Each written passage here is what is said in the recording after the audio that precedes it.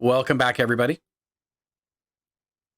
We rejoin our adventurers, our investigatory group, rolling a ton of dice. Jesus. Because that's what Edvard does. That's what Quinn does. That's what Quinn does. It was an eventful morning.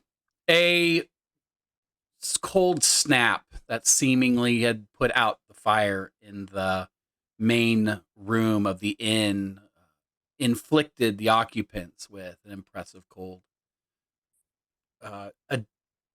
The difficulty that the innkeeper Axel Trigg had in getting the fire started required additional help. Edvard assisting with putting the fire together. As the fire roars finally to life, the workers of the inn are able to get food on a table and get a breakfast going. At which point, the coachman, Ilya, comes in and says that the horses are gone, and several of our party members braved the cold to go and find most of the horses and bring them back. Curiously, seeming to find nothing wrong with the stable or the doors or the latches, drawing the conclusion that they were simply let loose. And finally, upon returning, Ernst, already having a rough day with the cold and more Poor cold, shaking off the effects of the crash of last night, gets tripped up by the house cat. Gives him a little stare in the eyes, a little kitty paws, before disappearing off into the kitchen. And that's where we return, the three, Ernst and Trish and Edvard, making their way back into the main space of the Tammsalu Inn, the dining hall, and Tatiana having already left that space on her way somewhere else. I want to start, I think, with a quick recap with the folks in the dining hall. As you three come back into the dining hall, Ernst is I can't remember, did we have Ernst helped up off the ground, or is that kind of where we left him? I think that's where we left him. I think I was, last we left, just sprawled flat on my face. Again. I think this is the second or third time this has happened to him. Happens a couple times every adventure. So I kind of dust myself off. Hey, buddy. Did you all see Taking a nap? the cats? The gray cat there. Did Oh, we? yeah. It- She's majestic. Did you get on the wrong side of the feline? That's never a good thing. Normally I get along quite well with them, but this one apparently wishes me dead. Maybe she's just hungry. Maybe she hasn't had her breakfast yet. Perhaps. I don't know. Anyway, the horses, the stable. What Very odd. happened? Very odd. They all got out, but there was no evidence of any sort of tomfoolery to be had. It just looked like it was open. No damage to anything. So That does track with the kind of mischief that an upset Tamsa would get up to. yeah, I left some porridge in there just in case. I'm guessing that at some point, maybe the mistress of the house, before whatever happened to her, maybe she used to leave something for them. Speaking of which, look down at the hearthstone. Our offering has been taken. Was it the cat? I look down really quick, but then I look back up at the painting that drew our attentions. Is there anything new? Anything different? Still No, looks. the hearth and the fire is going. The hearth is unchanged. There is no bowl or porridge, and the portrait of Esther Tigg remains unchanged on the mantle. But still in utterly pristine condition. Yeah. Hmm. I follow. Also, I learned a bit while helping in the kitchen. Rena was a font of information. She described symptoms exactly like a Nissa that has become displeased. Pots dropping, small accidents here and there, a chair breaking under someone. That very, very classic symptoms of this problem. But, and I lower my voice to a conspiratorial whisper here. Also, I want to mention that Tatiana is still holding Sam, so Sam is here for this. I was wondering how you were justifying being in this conversation. So like he's standing towards the door and she's just kind of like continuing the conversation.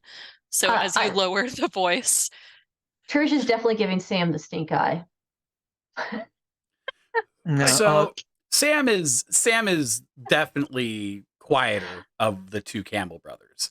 And as this, as this conversation has started, he's just been kind of politely just there, just listening in, kind of nodding along with Ernst's description of what's going on, and he seems to be processing right along like, yeah, okay. So there's nothing that he's said or has done that is outside of what you would expect somebody who is adjacent to your occupation and sort of like comparing notes with what he knows and just kind of like nodding along. Yeah, but Tatiana is still by the stairs, so if this is turning into a private conversation, she's going to excuse herself so that no confidential information is shared. Fair enough. As they're walking away, Trish is like to Sam. And I think at that point, Ivor just like looks at Sam, looks at him, and like, "What do you have against that unusually attractive man?" I just don't like him. Something about him. Just a dark aura, and not the fun kind of dark. No, I think as you lower your tone of voice, partly is also because Ilya has come back in and he knocks the snow off of his boots and he like kind of waves at you. Thank you for your help as he kind of goes over to the fire to start warming himself up. No. Anyway, as I was saying, there appears to have been a sort of disagreement between Axel and Esther. Axel wanted to make this inn more than just a wayside along the road. He wanted to bring in gambling and make it a destination itself, and Esther, by all accounts, wanted to keep it simple, keep it as it was. So his plans may be further provoking the Nissa.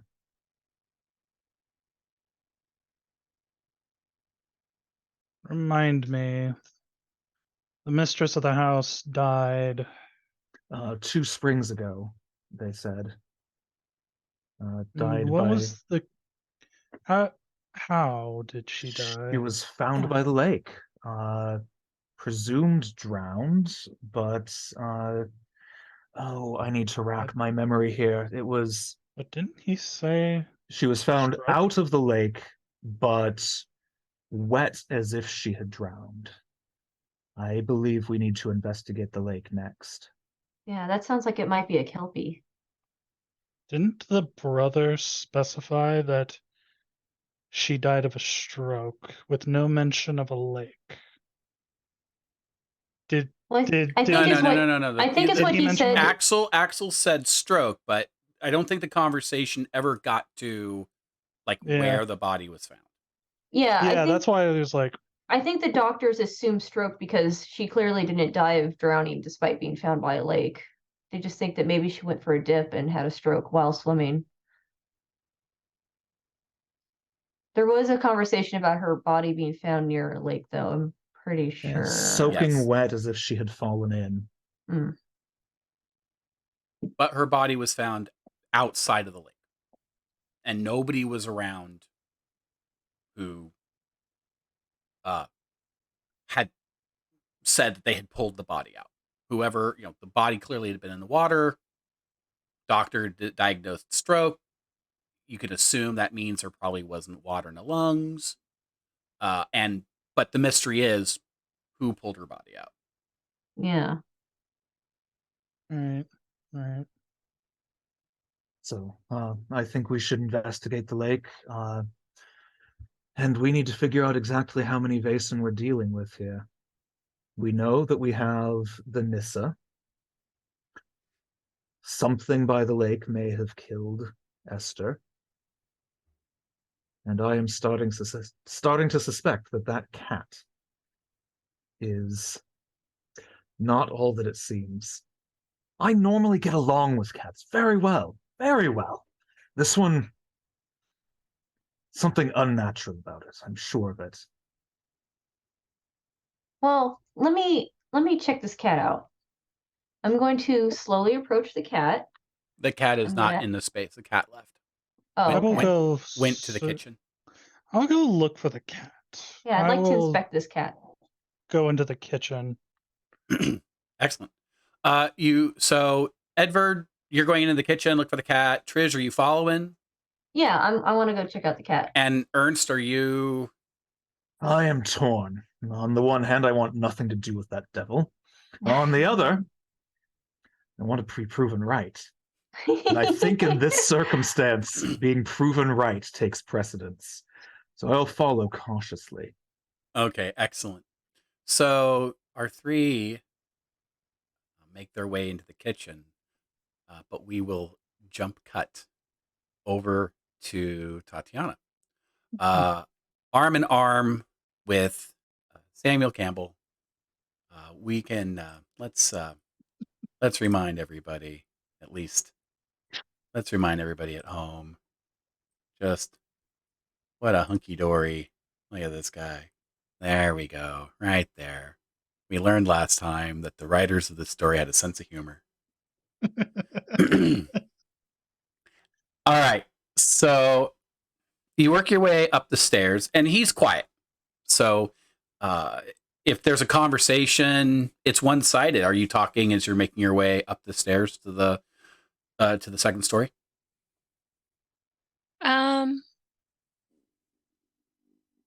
I'm kind of seeing what I'm trying to see what will engage him. So kind of talking about the horses and how strong he was bringing the horses back in, and if that doesn't get leverage, what do you think about the suspicion about the cat?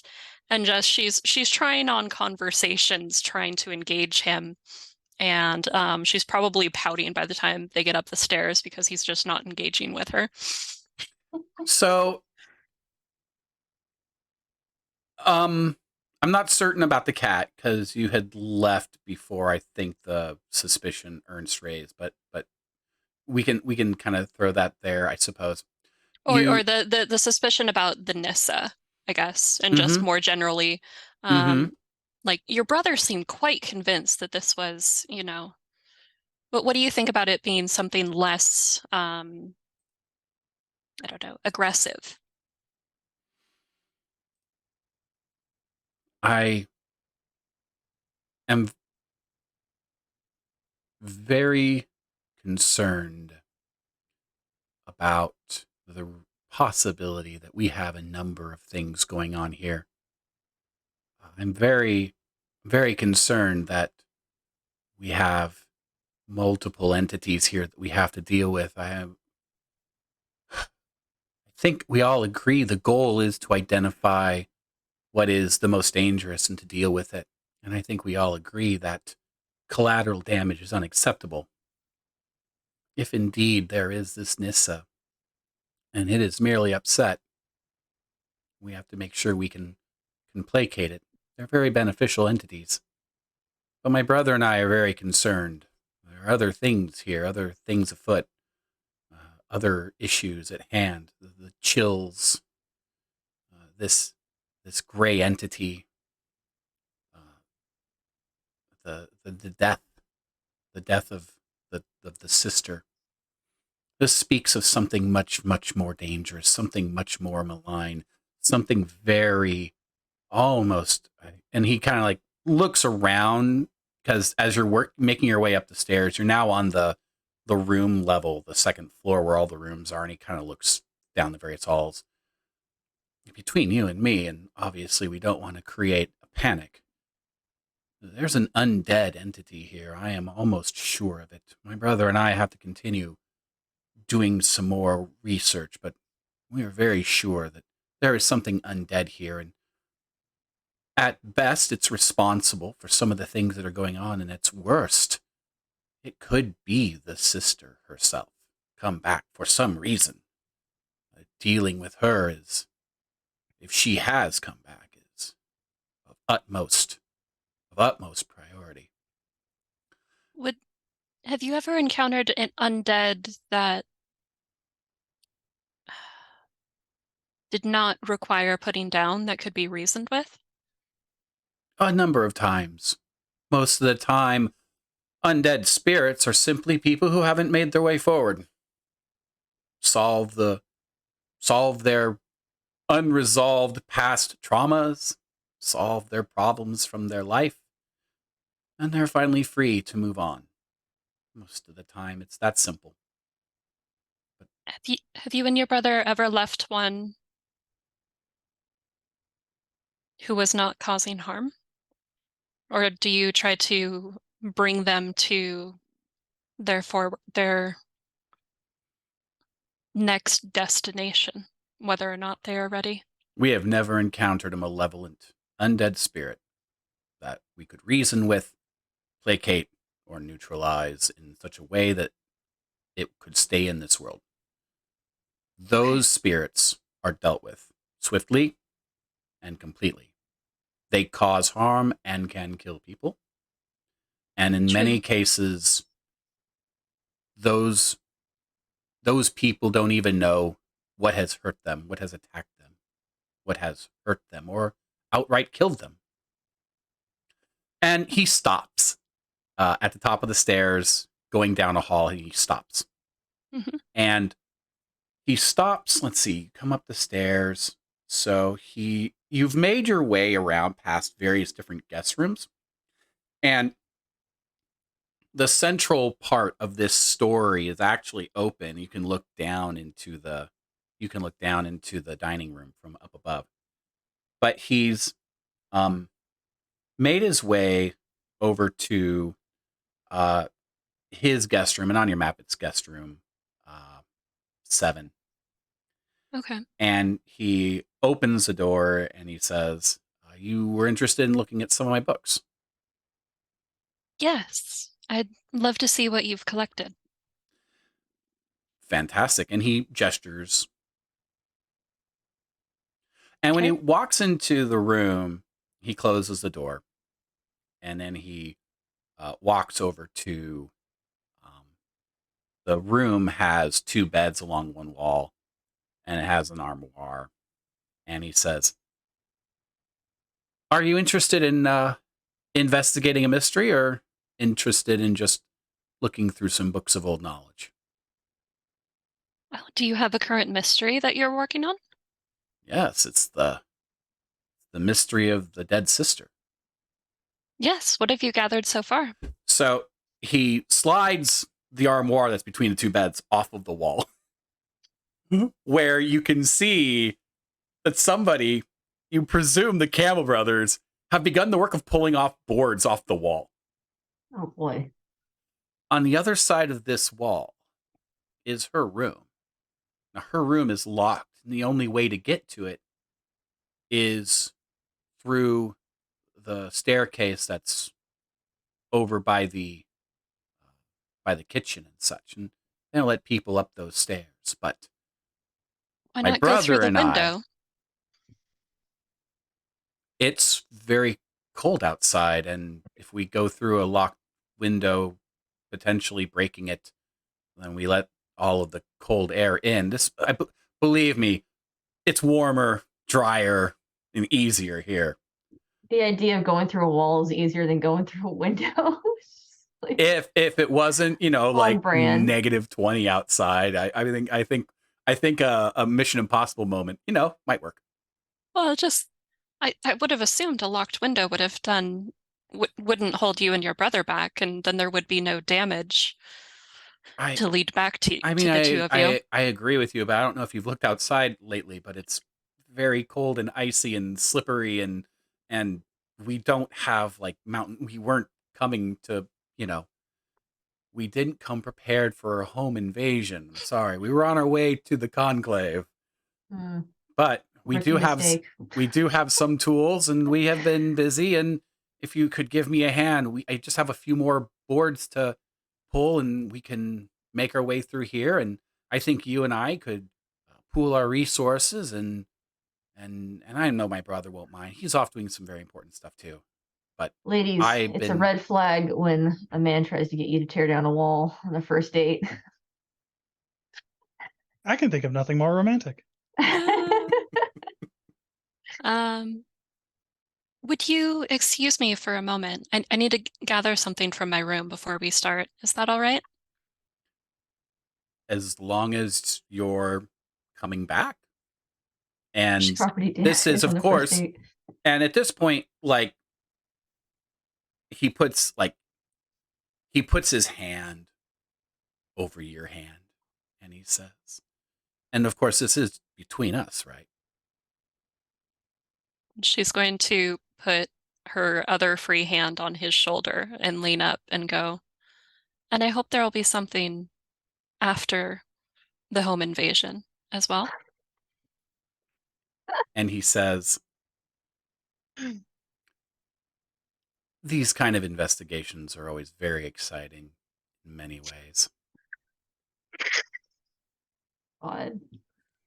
She just kind of smiles wickedly and heads to her room to gather her paper and pen because she wants to, before removing the wall, see what the wall will reveal to her with her writing, her automatic writing. Got it. Okay. As you turn and you go out the room, you can hear him starting to pull, and you hear like the wood and nail squeak as he's pulling another board off of his side before he looks like he's going to begin working on pushing boards off of the other side of the wall. It's a very basic nailed boards on, studs sort of thing. It's mercifully not lath and plaster or drywall or anything like that. Not cement walls like I have in my home. Or cement walls. All right, sweet. So we jump back to the kitchen. So in the kitchen, we have, let's see, the usual folks who one would find in a kitchen. We have, let's go ahead and get their names up so I can get all this right. So we've got the cook, Rihanna, who is doing her work, getting stuff sort of squared away, kind of starting to prep for lunch, while at the same time directing her two kids, Imre and Kroot.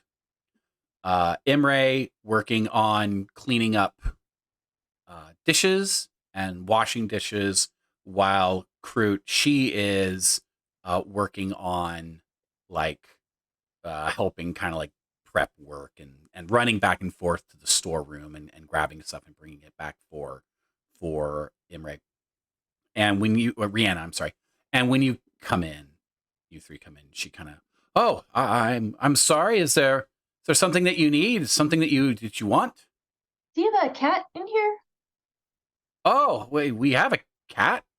Yes, not. And she kind of looks around. Yeah. Where's the fellow at? I don't know. He just kind of comes and goes. He Do you just know if they've been fed already today?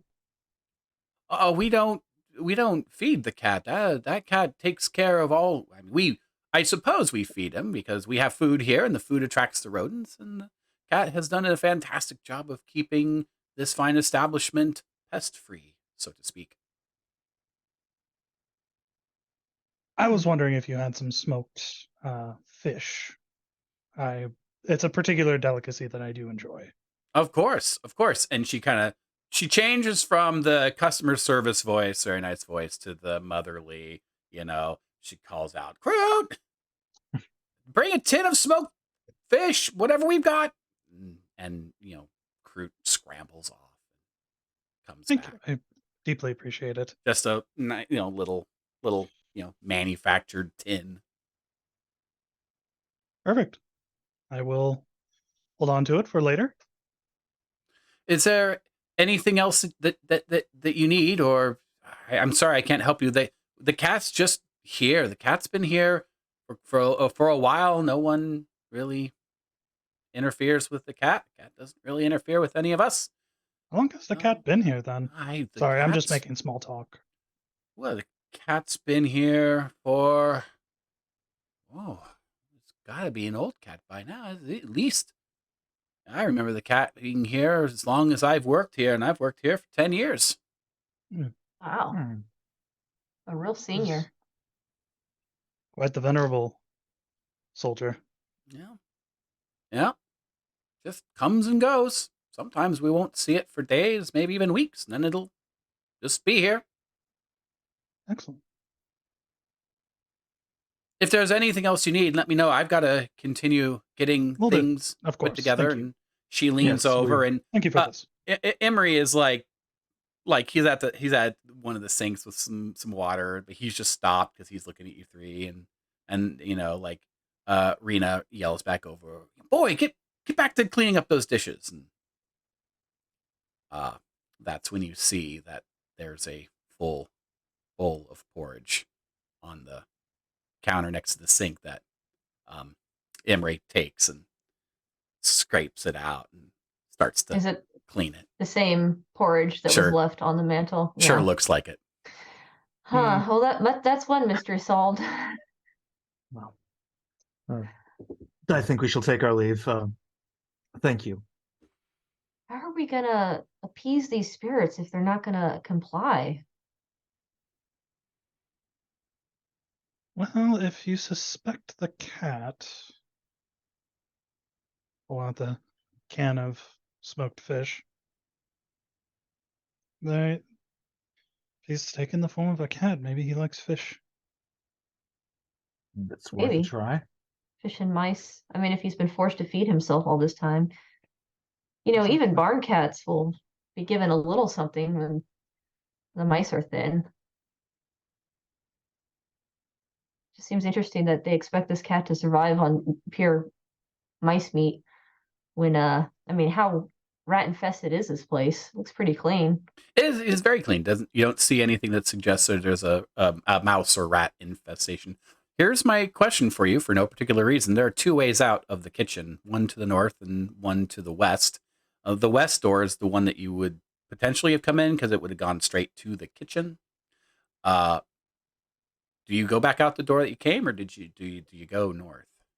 I suggest we take the other door because we would have seen the cat come back our way if the cat came to the kitchen. The cat would have gone through that door to the west, and I think that's where the direction that you would have followed. Yeah. Yeah. So you go towards the other door to leave, and that's when Imre says, not Imre, I keep thinking it's the kid. It's not. It's the mom, Rena. And Rena says, "Oh, you can't go that way unless you take a left. Please take a left. Go back out to the dining hall. The other areas are for the work staff and stuff." Oh, thank you. We got a little bit turned around. Apologies. So you find yourself out in the hall, the door to the left taking you back to the dining hall, and that's kind of also where you hear some footsteps that are coming down that central stairway. And as you're talking about this, feeding the cat and fish and stuff, you hear the voice of Axel, but also Daniel Campbell. And they both come downstairs, and Axel says, I truly hope that that's not the case, Daniel, but if it is, we must do what we must to protect ourselves. And Daniel says, of course. Hopefully it won't come to that. They get to the bottom of the stairs, and they see you there. And Axel says, I've told that you went out and wrangled in some lost horses. Thank you for that. We truly appreciate it. We're going to need them if things get worse and we have to leave, or if things get better and we can send for supplies. I appreciate that tremendously. It's good to have you here and helping. Agreed. I'm actually going to go out and double check since it opened previously. I want to make sure that it's still secured. I appreciate that. We should check the stables regularly. Yep. Edward gets himself ready and heads out just to check. Yeah. Okay. I will accompany you.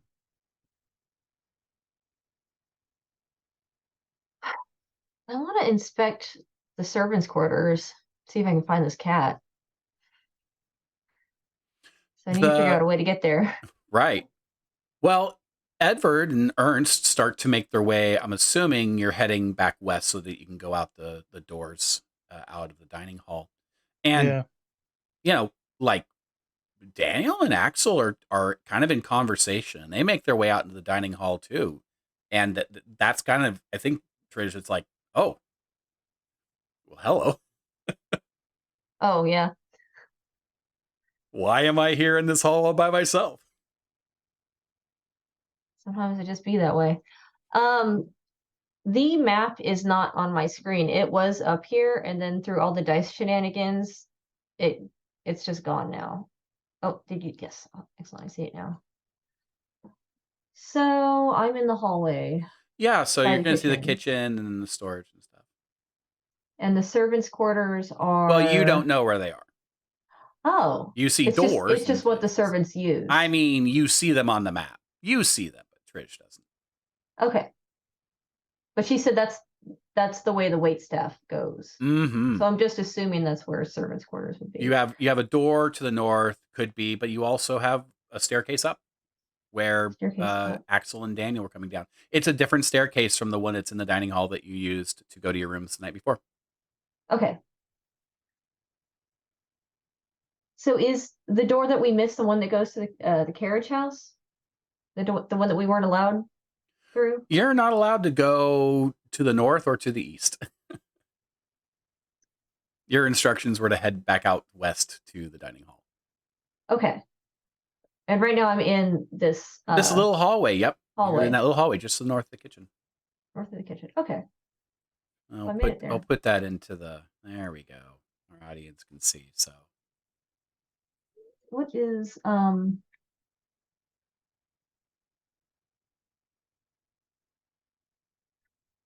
can I look for clues that there might be a cat nearby? Like hair, paw prints? Absolutely. You're looking for hair, you're looking for paw prints, you're looking for gifts that cats leave their owners if they feel like they're not doing enough hunting on their own. And so this definitely is going to be, let's see here. I think we're talking investigate. It's it's investigation. In this game, it's called vigilance.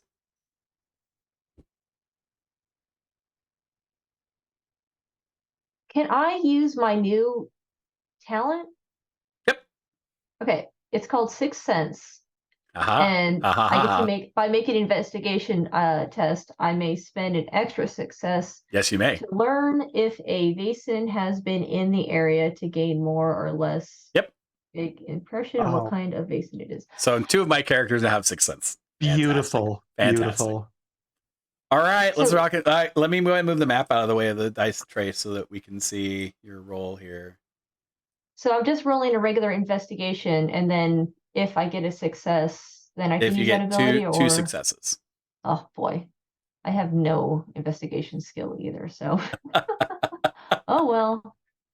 Let's That's do why this. it's good on Ernst. Darn. Oh, Two So of those are close too. close. So Do you want to push close. it though? Yeah. How do I push it Push. again? I haven't done that for a while. There's the I push take a- button. There's the push button in the lower left-hand screen. It'll ask you to take a condition, and then you'll roll again. Yeah. And this was a Oh, mental. You're taking a close. mental condition. Yeah. Oh wait. Oh That's wait, I fine. got one. You did get one success. I did get Yeah. one. Yeah, so you've got enough to find mundane things, but not enough to trigger the sixth sense. Yeah. I need to work on my investigation logic, I guess. Next time I level, I'll take a point there. So, where you're at, let's see here. You are. Where are you at? You're right there. What can I give you with that success?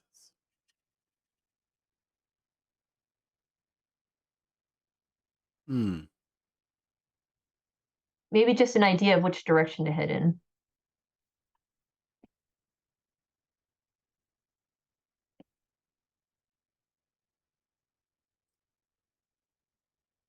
Yeah, so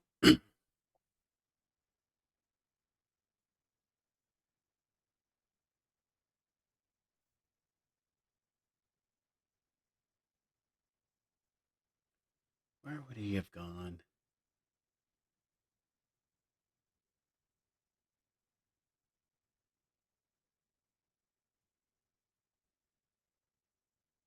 Yeah, he'd have gone upstairs. You know what? It's warm upstairs. Cats want to be where it's warm. True. So I'm going to start creeping up the stairs. I'm going to do it very sneakily, though. Excellent. Sure. Yeah, go ahead. Let's go ahead and stealth this. Okay. Stealth. Holy crap, I forgot that I'm good at that. Yeah, you're good at it. Oh, not that it matters. I didn't get any Oh. successes. Wow, I'm doing so bad tonight. Oh well. I attempt to do a sneaky sneak, but then it's just creak, creak, creak. Yeah, probably. Let's see here. You work your way up the stairs, and that takes us back to Tatiana, who has returned to your room, and you have pulled out your writing materials, and you are going to do a little automatic writing because you're Yeah. trying to get a little bit of a preview of what might be in Esther's room. So, due to the area that we are in, which is, oh gosh, I had the notes up because we're in the area that's between Russia and Western Europe. I want to call it Ingaria, and I know that's not right. It's close. Ingria. Mm-hmm. So Tatiana is going to use some Zagovari magic, which is local to the area. And I apologize to anyone who practices this for getting it wrong, but the idea is sound shaping. So she's going to press her hand to the wood and start kind of speaking to it, like, wood, speak to me, tell me what you have seen. Be not harmed by our actions, and just kind of like talking to the wood and seeing if the wood will speak to her before they continue removing it and seeing what she can learn from it. So she's speaking in Russian and just kind of at this point in time, Zagovari was heavily influenced by religion, and so there's lots of references to Jesus and the River Jordan and all of that, but it's definitely an older magic that's been Christianized that she's using. Mm-hmm. Mm-hmm. So she's just speaking to the wood and show me what you have seen. Tell me what tears you weep and things like that. And just kind of, it's very poetic Russian mantra she's doing as she goes into her trance state. The room speaks to you of many voices, many souls and entities who have stayed here over the decades. Happy young couples, older couples who have traveled, weary veterans of foreign wars, and the familiar presence of the people who work here now. You start to expand this range, begin to expand out into the other rooms, and a number of similar stories in these other rooms of travelers, happy, sad, running to something, running away from something. And the background pleasantness of hospitality. This building has served people, it's tried its best to make people happy as they're here.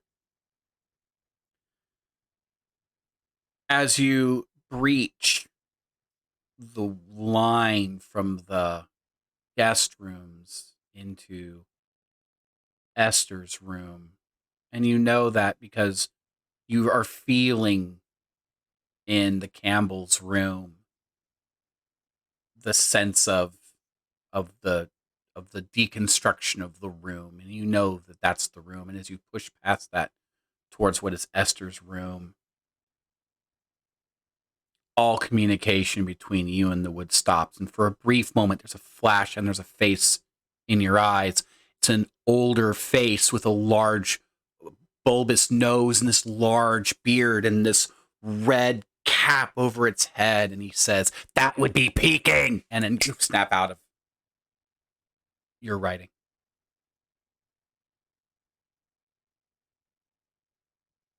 Tatiana is going to like literally jerk away from the wall, like kind of tumble down, like, whoa. Yeah. It happens very quickly, and it just kind of feels like you've been knocked back out of this trance. Like you don't feel physically injured, but if you could get psychically slapped, maybe you got psychically slapped, maybe a little. Does that reconcile with what I've heard about the Nissa and the Tante with What they like the look like, red cap? yeah.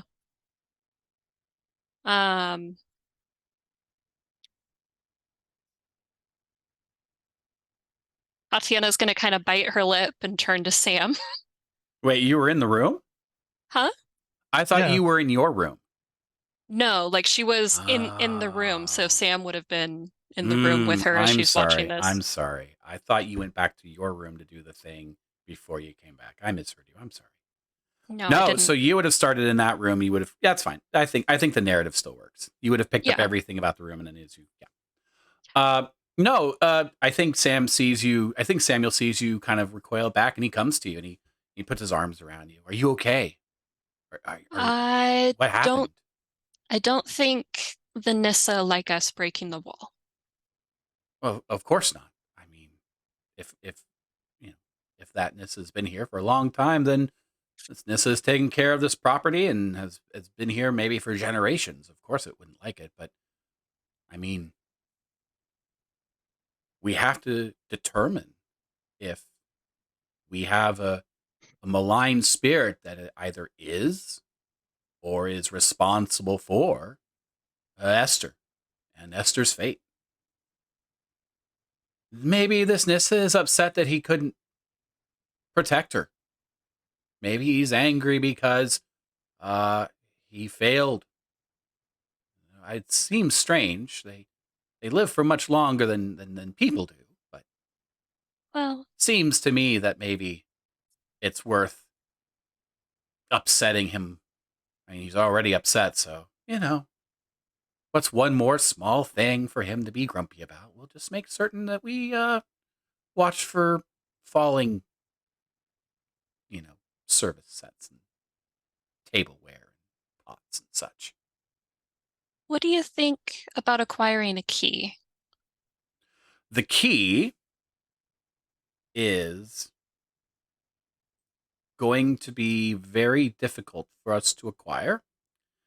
We would have to go back downstairs. We would have to go to where is the key? The key is downstairs. It is in the...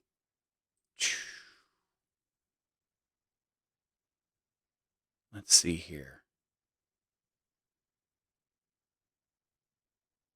Oh, yeah. He says there's a cabinet that they store the keys in the between the kitchen and the cooks. The cooks kids have a room downstairs, and there's a storage cabinet where they keep the keys, and when they let out rooms, one of the kids or Axel will go there and grab a key and come back. Usually somebody's keeping an eye on that hallway. It's and I have a sneaky suspicion if we take the key, it'll be noticed at some point. But I mean, Surely- if you don't like this, we can try to go back downstairs and get the key. Surely a building. My brother and I are not. And he kind of, we're fairly distinguished, easily noticeable people. Sneaking around has never really been the sort of thing that we do. Well, I would just rather upset the human occupants of this building than the Nissa. I hope they don't throw us out. But We're gonna have surely to. a We'll have to building. keep warm some other way, I suppose. There's a surely a building of this size would have a skeleton key. So I may have It'll be lost in my the- room key and see if there is a ring of keys that is used. And that would at least get me into the room to look at the cabinet. We didn't actually go through the gripping scene where you were given keys and divided into rooms.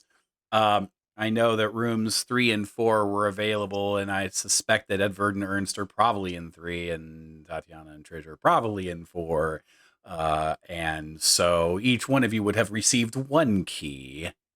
Mhm. So you 4 can discuss amongst yourselves who have your keys to your rooms. And then we can fast forward back to this. And Samuel says, I mean, it's worth a try if we can grab it somehow. But if we can't, and he points to the wall, and all the boards, a human-ish amount of boards have been taken off of the wall on this side, and it looks like it's just going to take some pushing to free up the boards that are on the other side of that wall. Just everything we are here to do is not to piss off the Nissa. So Tatiana is just kind of like, but everything that we're here to do is also to solve all the mysteries. And True. Esther's one of these mysteries. And he goes to the door and he opens it. Shall we go try to steal a key? you might keep your voice down, my dear. And she'll tuck her arm into his. Hey, you just said that sneaking is not his thing. Man.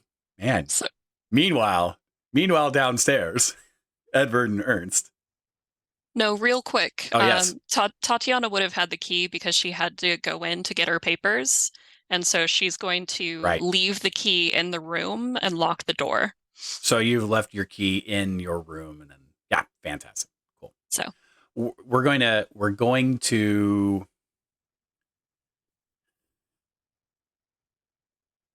I just don't know if that's how a lock works in that time period. We'll make it happen. It's not, but you can just lock it from the outside and then slip it under. There you go. Mhm. I like that. Mhm. There you go. A little whoop. Turning in that paper at 11:59 under your professor's door. Let's make it happen.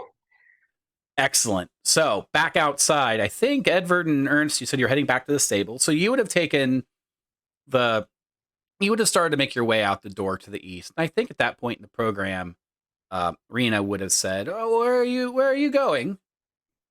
Just checking up on the stables to make sure Oh, the good blasted idea. horses didn't get out again. Good idea.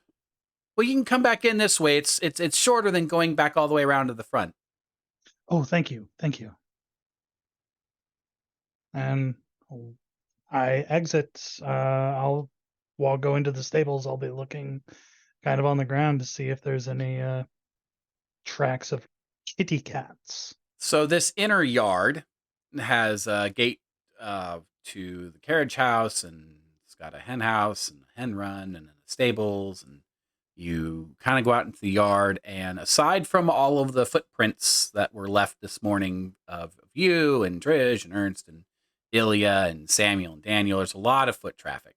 But the snowfall has been constant, and so there has been enough snow to come down to start to fill in tracks and such. And you don't even need to roll it. It's very clear. You don't see the birds have landed in here. You see bird tracks of all sorts of little birds and things like that, but you don't see cat paw prints of such. Nor do you see that the stable doors are open, nor the door, the gates out of the yard outside. So everything is as you left it when you brought the horses back. Okay. Well, I'll go in the stables, and I remember Trish saying they left a bowl of porridge up there just to like do a quick check. Is the porridge there or no? Mm-hmm. And Ernst, are you following? I am. I would like to take a look at the stable doors and see if I can pick up anything. Got it. Okay, cool, sweet. So Edvard goes in, Ernst heads in. Ernst, you need a roll. Edvard, you don't need a roll. The porridge that was left inside the stables, the bowl is there. The porridge is not.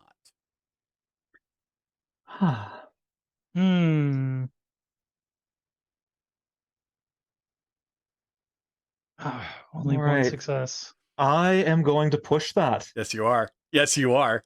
Yes. And let's see. I'm going to go for hopeless here.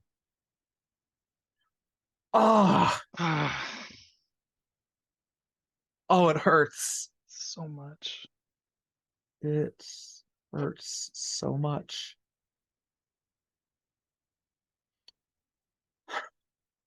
All right. Yeah. Well, So that was to no avail. I will look around kind of up where they left it and just be all like, speak out in Russian, like, hello. The ones around here aren't usually referred to as Nissa. What were they referred to as? Oh no, you can use the Tomta. You can use Yeah, it's Nissa. interchangeably. Tomta. Yeah. Mm-hmm. I'll speak out in like Russian since people around here mostly speak Russian. Just be like, Ponta, are you around here?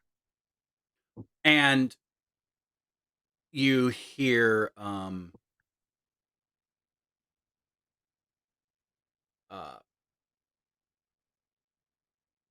you just hear the horses breathing and such. There's no response to you calling out to it. And as Edvard is doing that, Ernst, you rolled your investigation. You didn't get what you wanted, but you got what you needed. One of the horses, that is Ilya's horse that you brought back when the stagecoach crashed. At the time, you were so focused on survival that you didn't really register it in the moment. But you remember one of the horses was very injured and was bleeding as everything was getting put together in the stable.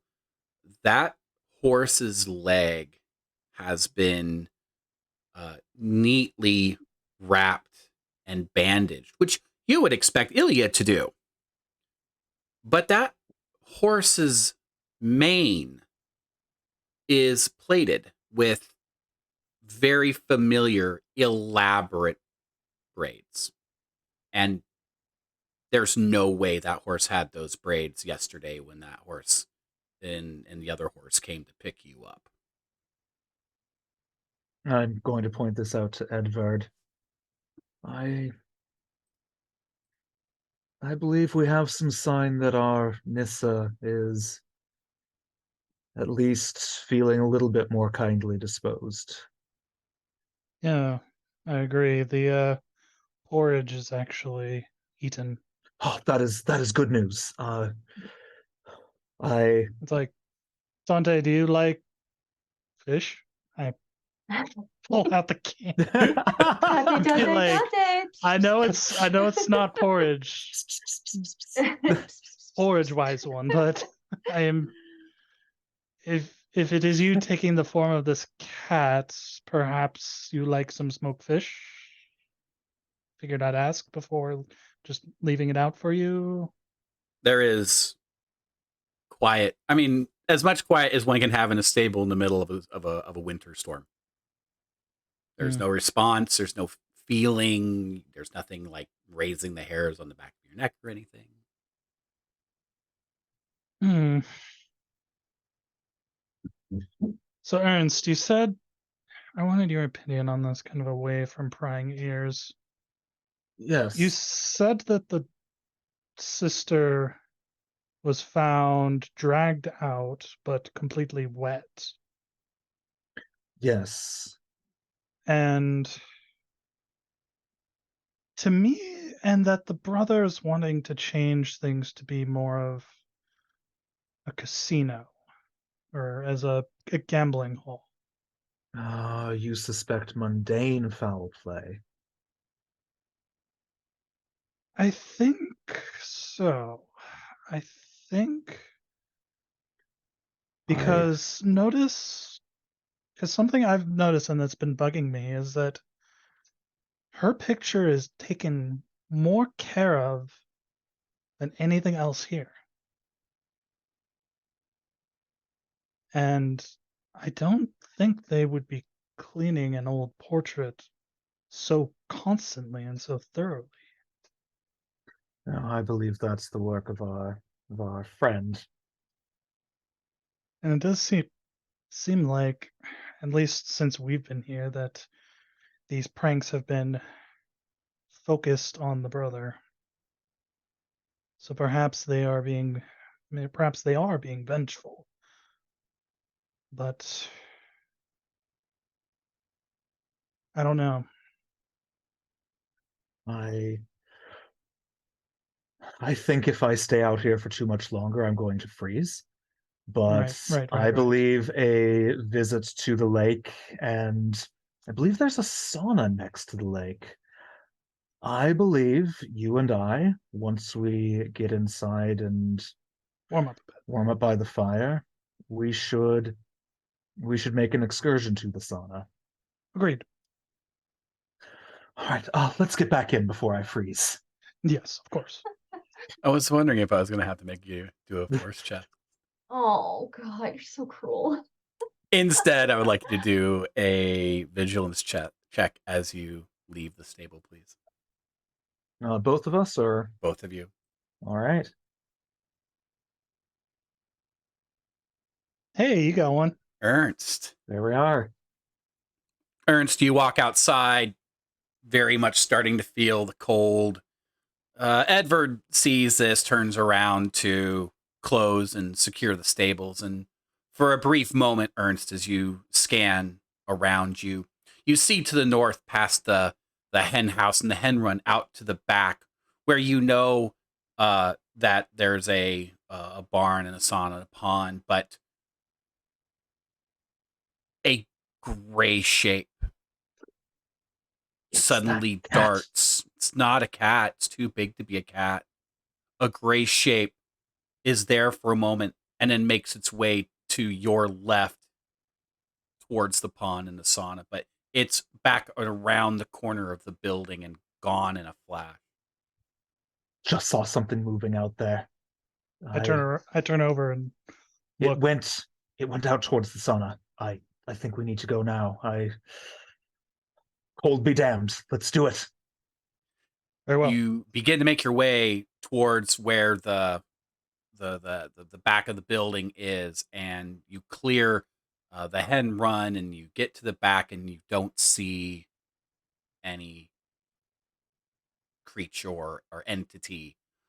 Do we see more- any tracks in the more snow? importantly, so here's the thing, right? Because it's more than just it's this would be a great time for a vigilance check, because right, Ernst may be able to, sort of omens give me sight beyond sight. So would this be investigation? Or then for me? investigation, yeah. Okay. Oh, that is Yes. 2. Yeah, no, there's a thing out here. And it's definitely, you get that same feeling on the back of your neck and your arms that, yeah, there's something outside the human the human condition. And it's definitely like, yeah, it's made its way from the back here of the main building out to the sauna area. Mm-hmm. All right. I'm going to follow that instinct and just going for it. All right, I will follow as well. Excellent. And be like, do you suspect it to be malevolent? I don't know. Young Samuel mentioned seeing something of this sort. When he said a gray shape, I thought he meant the cat, but this is no cat. I'll draw my revolver. Mm. Just to be all like, it's like, if anyone asks, we saw a wolf. Of course. Just want to get our story straight so that we don't appear crazy. Have it out, but keep it out of sight. I don't want to provoke whatever it is. Right. Okay. Excellent. All right. So the sauna is next to the pond, which is currently frozen. It benefits from the cover and shade, depending on what season you're in, of a massive oak tree over it. This sauna is used for heating water, having a wash, health, all that good jazz.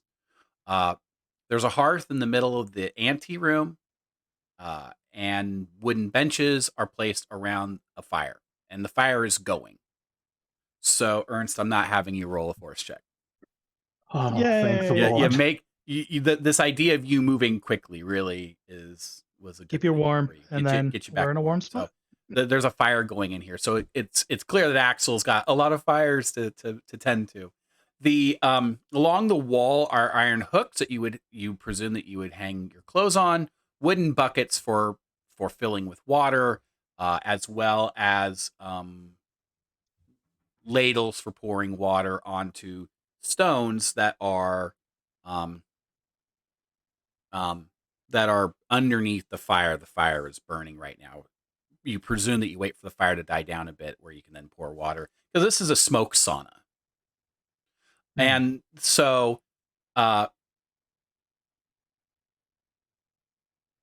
even though the room smells of smoke, it's a good smoke.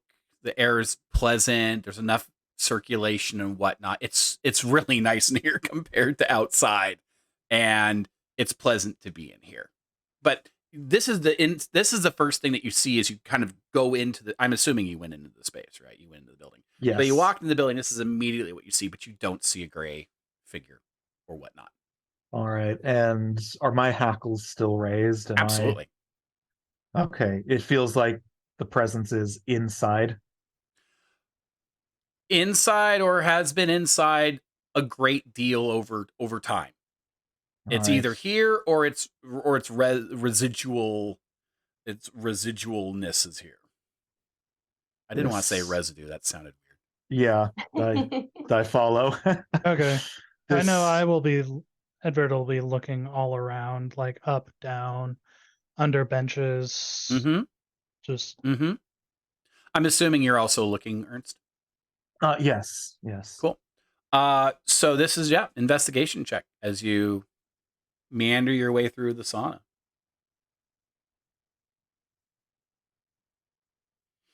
So you're both. and yes, chat. I did dump investigation in a detective game. That's okay. You're here for another reason. You get to roll that. You get to Same. roll that stack of dice when it's time to Yep. put lead in something. I figured there were going to be like smart people, so I could play the dumb character. Yep. Same. I regret it so much. I'm so used to investigating. You find a number of carved wooden figurines, people and animals. And these people and these animals are adorned. These wood carvings are adorned with intricate patterns, skilled representations. I don't think of any individual person or thing, but definitely a master craftsman has made these wooden figurines that are just kind of dotted around the sauna and decorate different shelves and areas inside the sauna. And that's the thing that both of you see as you make your way through this space. Does it look like there's an empty space? No, I think I know what you mean. I don't think there's an empty space. And I'll go up and just kind of inspect them a little closer. And can I move them at all, or No, you are can move they- them. Yeah, they're nice little figurines. Okay, I lift one up. Is there like a fine layer of dust that has a circle around it?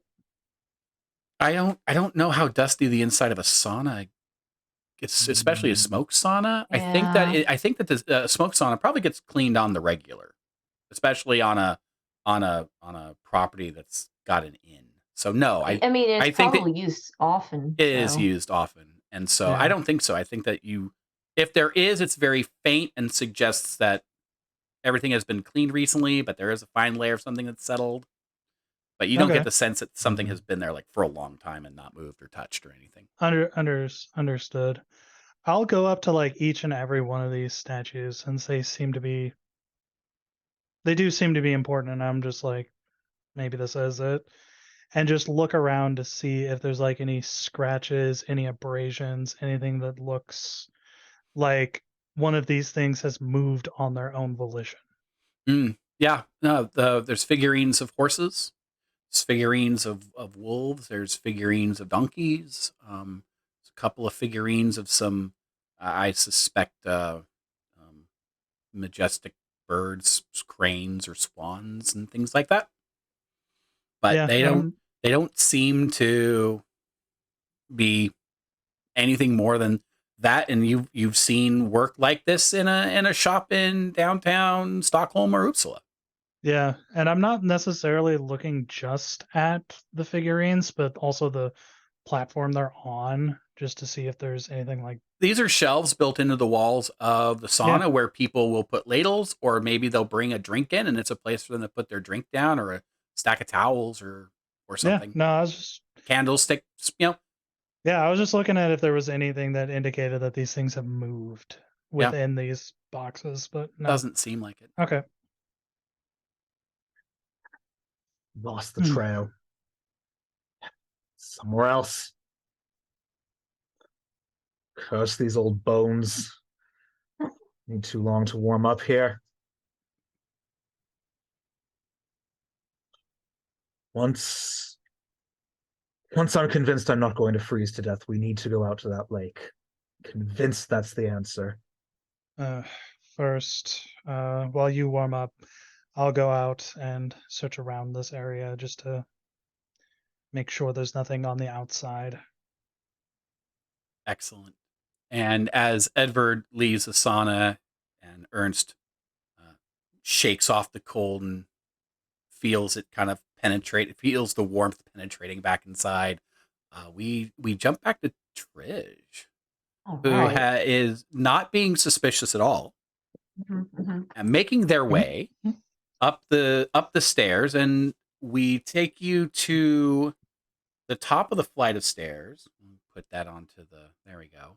So let's see here. The top part of the stairs. There, you come to the top of the stairs, and as you get to the top of the stairs, there's a door to your right, and then a hallway to your left and around the corner.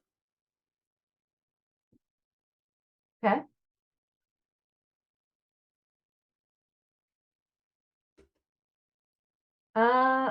I'm gonna proceed. Hold on. So I'm up the stairs, and there's a hallway to. You're in that L-shaped hallway. Yeah. Yep. All right. You can see that Axel and Esther's rooms are right there, but Trish can't.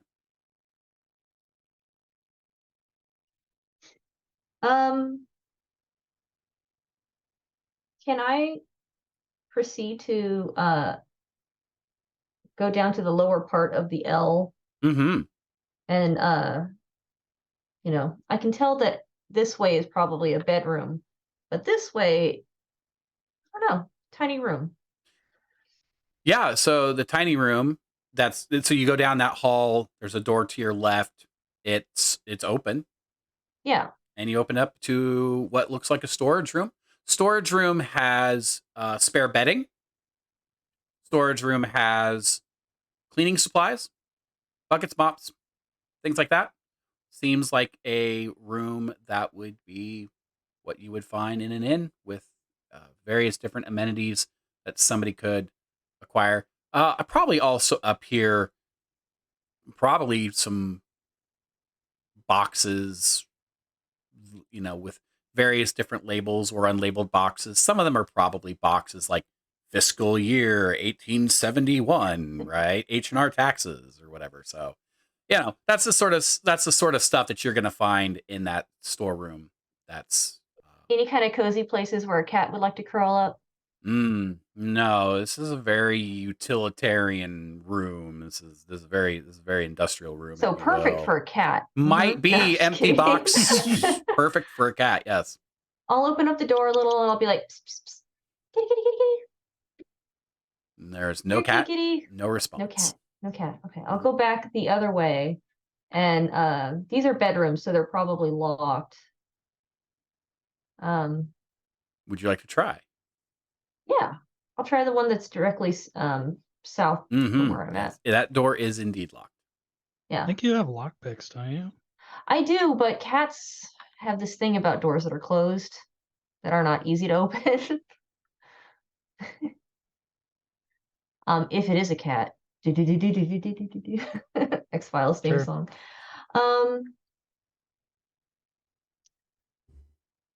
Does it have an old-timey skeleton key lock? Can I look? Yeah, I mean, Snoop. Yeah, no, that's great. So you have that classic, even though that's not how it really probably works in the real world. You have that classic little keyhole shape view into the room.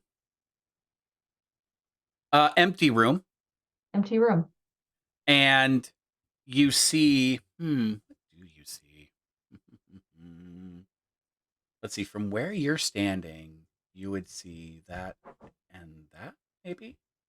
Yeah, so you would see the window at the far end of the room. And then next to the window, you would see a chair and a small table covered with books. Now, of course, you could also do an investigation check. Because I've got nothing else going on, so might as well. There's plenty of other rooms to investigate. So yeah, I'll go ahead and do a little investigation here. See if my terrible investigation improves. Hey, you know what? Cool things might happen. You never know. What the frick? I clicked the wrong thing, didn't I? I'm supposed to have 3 dice. But you have a mental condition. A condition. Oh, that's why. Okay. Well, I got 0. That's okay. That's exactly that's what you see. Yep. Okay. So you're going to make your way up to the other room? Yes, the one that's directly north, because there's no door. Yeah, it looks like the door is on the other side for the room that's next to it. So yeah, I'll go out the other way. That room is also through the L up, and that door's closed. That door's closed, and that door is locked. Okay, I'll do a peeky. That one is clearly the room. has a wall that goes out and then banks sharp to the right. So what you're looking at is a Weird wall that's at a wall. 45 to you with a window on it. There's no furniture there, and it's almost like you're looking at maybe, it's probably not, but you only have this small. The most of the room looks like it's off to your right and out of the view of the keyhole.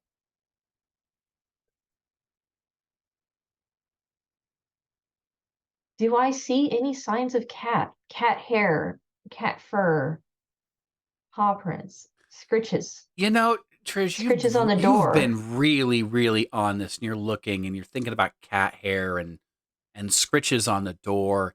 And now that you think about it, you haven't seen any of it. Any sign of cat presence, like an actual physical cat. There's nothing that you would Mhm.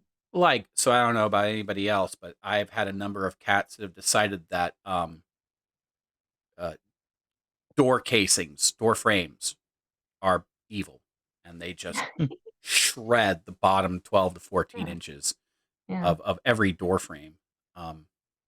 You don't see any of that. Nothing. None of the doors or the posts or the stairs or anything. There's no fur, there's no dander.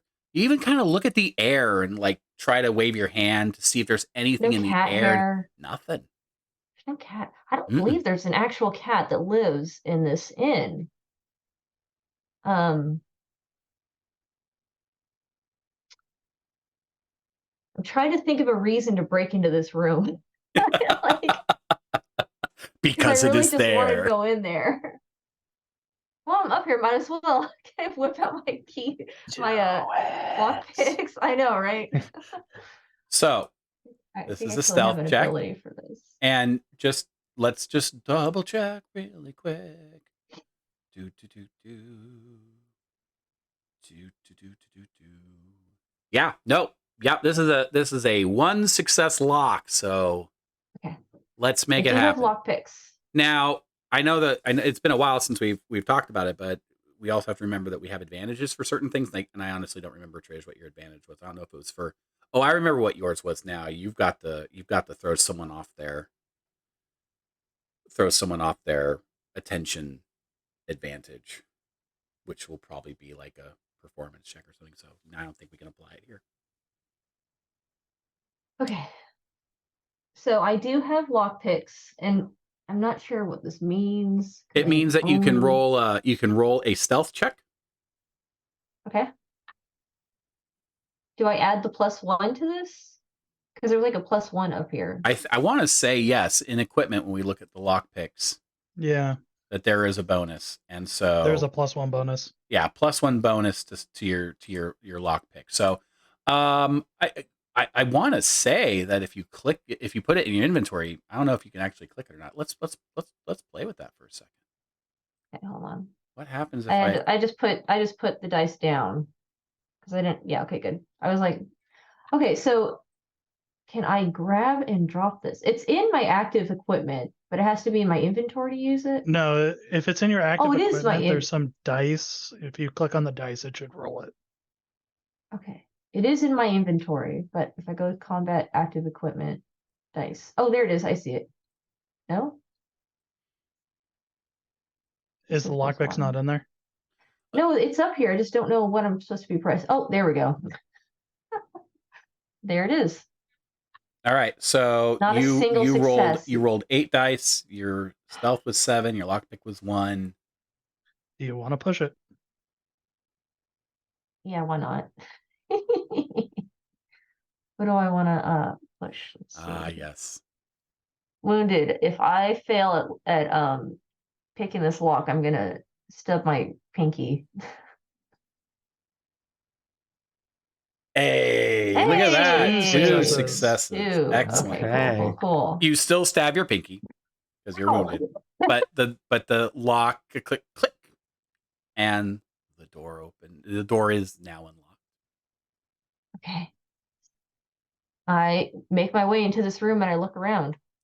This room, it's a big room. It's bigger than the others. It is a big room, absolutely. There is a deep window niche. It is overlooking the pond, and you see this great oak tree out the window. And Edward's out there looking outside. It's very interesting. So you see Edward out there by this tree in this building. The room itself is simply furnished.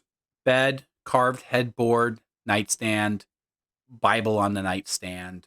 There's a wardrobe, a woven rug. It is a rug that is crafted in the style of like a map. It shows regions of like the Baltic area. It's very nice. And then there's a corner with a desk, books and papers on top of it. And I think where that desk is, I'm going to look at the maps where, yeah, the desk is in that upper right-hand corner of the map. The desk has a window to the left, and then above the desk is a framed, glazed, looks like a baby's shoe from where you're standing, but you'd have to get closer to take a look at it. Okay. I'm gonna get closer to that baby shoe and take a look. Cool. It looks like a shoe that is made out of wood. Oh, Not wood, like a clog? but bark. oh, Not like a clog. No, it's made. It looks like if you took bark and made a shoe. but it's small enough to fit a baby. Baby. Small human. Small human. Humanoid. Yeah. Human feet. Mm-hmm. And Yeah. it's got some natural fiber woven cord, and it's kind of connecting at the top of the, I don't know, the hole that you put your foot into. I don't know if it's got a name, but that's tied together, and it's connected to this the back of what is this picture frame, like a little nail. So there's this. And it's suspended in resin, like it's preserved. No, it's not. It's not. It's glazed, but it's not like Glazed. it's So it's got like a I don't know, today it might be like a polyurethane coating on it or something. Okay. Lacquered. Lacquer in this time period, have been Mhm. lacquered. Sure. Is this a decoration or is this It looks like a something- decoration. It's a very peculiar one, but it's a decoration. Huh, interesting. I want to do another investigation, or can I just assume it's a thing? I don't know. Steal it. Yeah, does it seem like it could fit a Tante? Does it seem like this could be a little? What you know about Haircut them? shoe. Yeah, sure, it could. It They might. need shoes. Their little toes get stubbed. Yeah. I'm gonna announce like he's here. I'm gonna be like, "Is this yours? Is this your shoe?" And I'm gonna pick it up.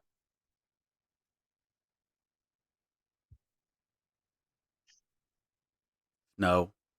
Just a bunch of crazy people talking to ourselves. No. I am going to. Am I to assume that this is her room? No, this is very much Axel's room.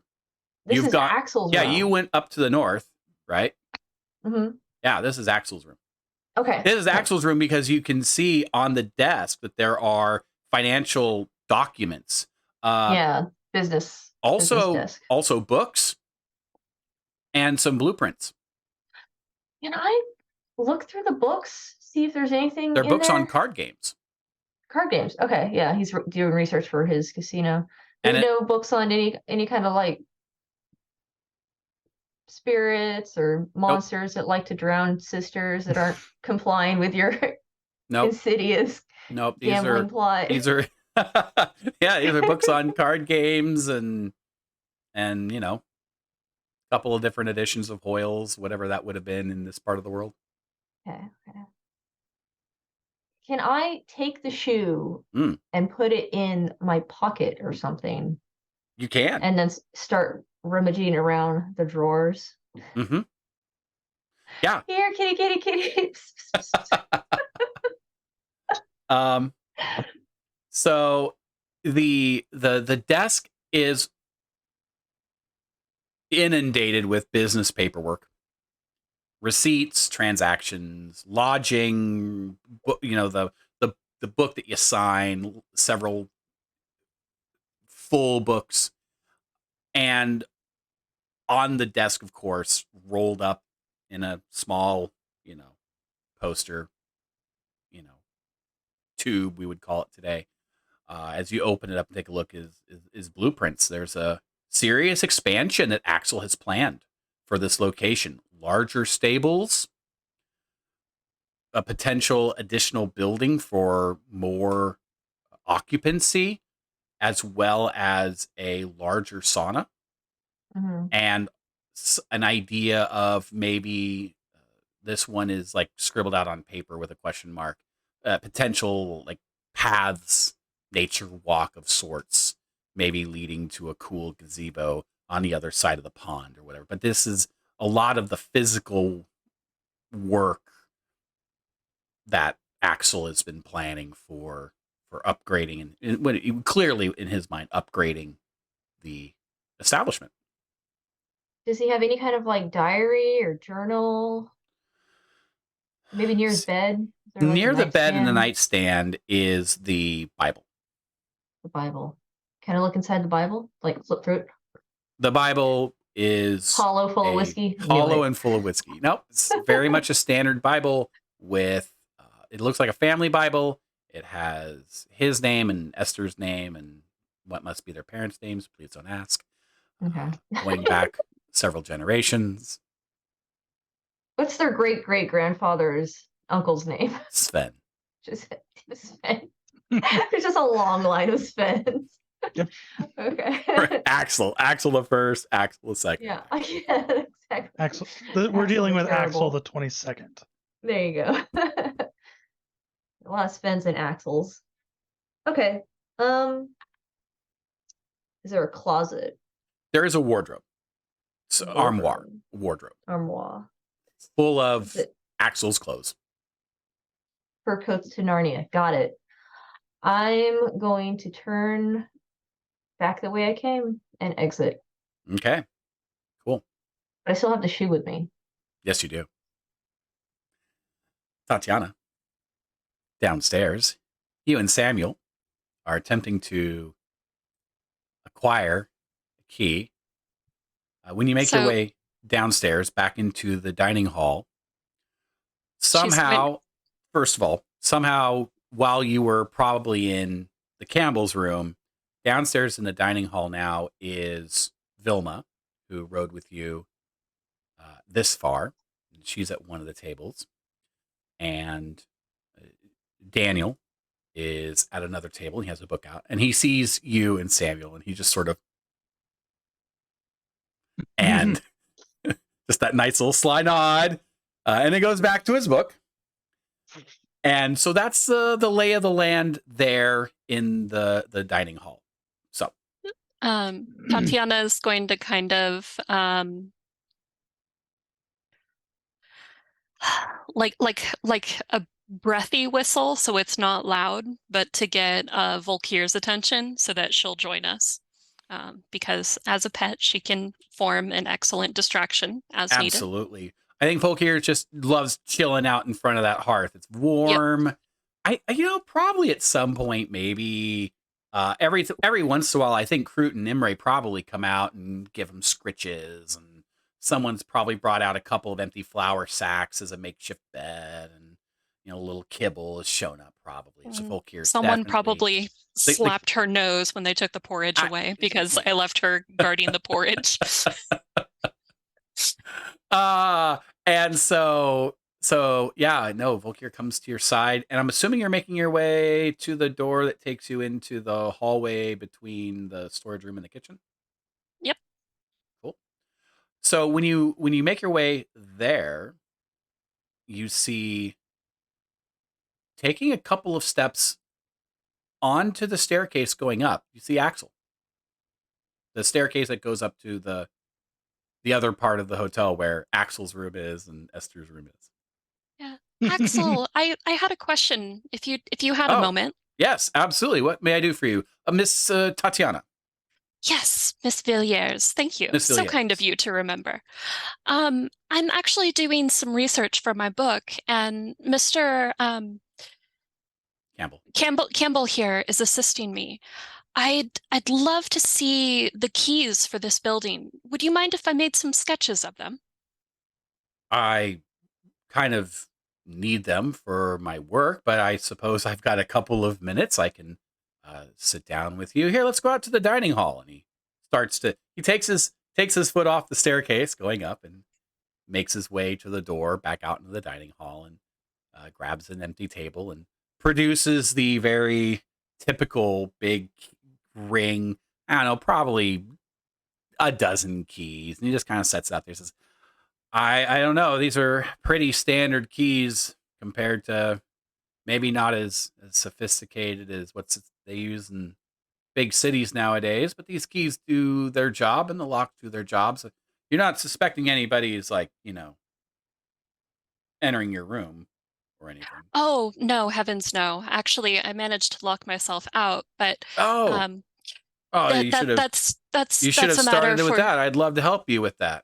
I just I apologize. I'm a writer, and so That's all right. I wanted to make sketches of the keys and like, are there any stories about the keys? Are there any differences? Like, I know sometimes the guest keys would be more ornate than keys to the general areas, or things of that nature. Just this place has such history. I There can is feel a like it's spoken to me. I understand that. Oh, the building has been here for quite some time. Our family's been here for a number of generations. We haven't really. These keys are quite old too. The locks are quite old. We've never really, not until recently, have ever contemplated the idea of modernizing some of the building and the things that are here. And he stands up and he grabs the keys and starts to walk his way to the stairs going up. Oh, please, I wanted, and she has her papers out in front of her, if I could just make a couple sketches real quick.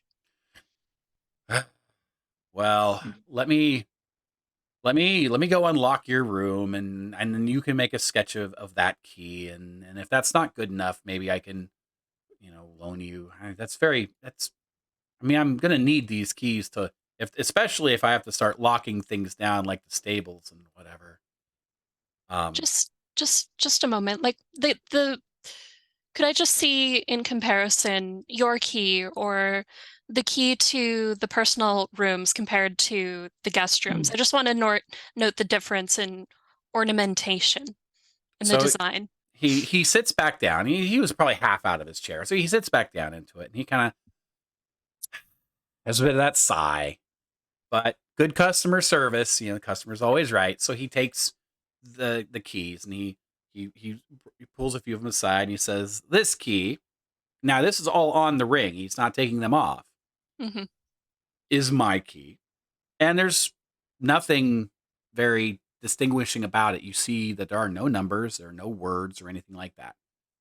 This key, and he takes another key 5 down, is to your room, and he has these 2 keys, and then so he's setting it up to where they're pointing one direction. All the other Hmm. keys are pointing another direction, even though there's some keys in between on the ring, and he kind of Hmm. lays that down.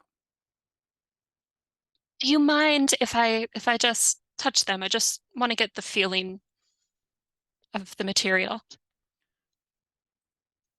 They're iron and bronze. Just don't take them. Just never know No. what they feel like. So she's just kind of going to kind of spread the keys out a little bit, but keep them in the order so that there are the 2 pointing up and the rest are pointing down. And can she tell if one of the other keys is a skeleton key that would open all doors? So What would that be yeah, in right. terms of a roll? Great question. I ask the hard questions here. It's all right. It's all right. So here's the thing, right? Tatiana, paint us a quick picture. What is it in your past that has given you key wisdom? What are the key points in your life that has given you key knowledge? So A good Tatiana was cookies. a very precocious child. Hmm. who was not supposed to follow Mama anywhere Mama went. She was supposed to stay in whichever room of whichever palace or mansion they were staying in. But one of the uncles she visited was what her mother called a wizard. And he had a library that he kept locked. And the keys in these old St. Petersburg buildings were very ornate and very, how would I say? They're very ornamented keys. And so she would beg the servants in the palace to give her keys to unimportant rooms, so that she could go around and try to unlock different areas that she was not supposed to be into. Because as a precocious 4-year-old, unlocking the broom closet, Mother would just hate for her to be among the servants' things. And so she would get herself absolutely filthy with like the cleaning supplies or whatever. But she was always hunting for the key to the library. And I think some of her early days with Trizh were talking about how Trizh would explore and knew how to do things and would be like, so if I were to use a bobby pin, do you think I could pick a lock? And just kind of like their midnight stories in the temple and things like that. And so she has no practical knowledge of picking locks, but she's very fascinated by Trizh and is trying to gather enough information for Trizh that Trizh would be able to successfully pick this lock. Got it. Got it. So we'll give you a learning or an investigation, whichever one. Learning because you're relying on what you've learned in the past, or an investigation because you're applying that to this now, whichever one's probably going to give you the better result.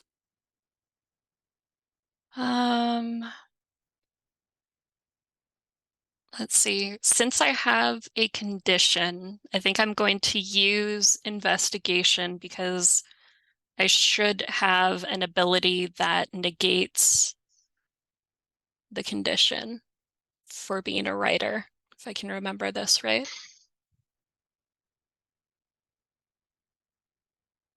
Don't know that that's in there, but we will try it and see.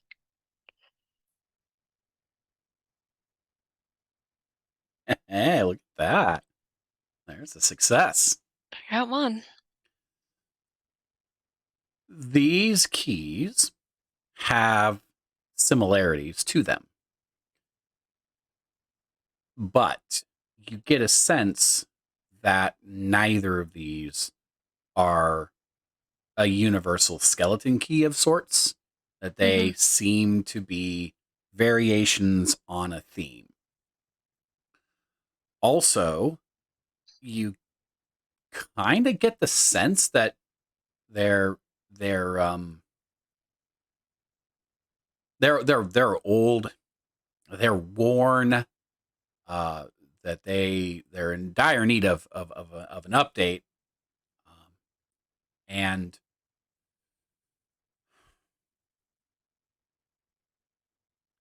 you kind of do the math. You look at the number of keys that are between your key and his key, and it's like, if these keys are in order of like their rooms, either he's not showing me my key or he's not showing me his key.